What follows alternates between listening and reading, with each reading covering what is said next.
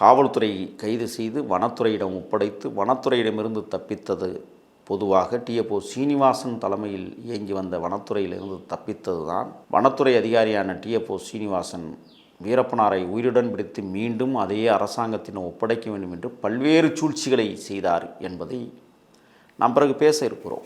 எண்ணற்ற சூழ்ச்சிகள். 1979ஆம் தன் பூர்வீக நிலத்தில் கட்டிய பெருமாள் கோவிலினுள் உடைத்தது, அதற்குள்ளே இருந்த உண்டியலை உடைத்து பொற்காசுகளை திருடியது, தான் வளர்த்த 12 நாய்களை கொன்றது, சொந்த கிராமத்தில் இருந்த மாரியம்மன் கோவில் சிலையை கொண்டு போய் காவிரி ஆற்றில் வீச சொன்னது, பிறகு திருப்பி எடுத்து கொண்டு வந்து நிறுவ சொன்னது.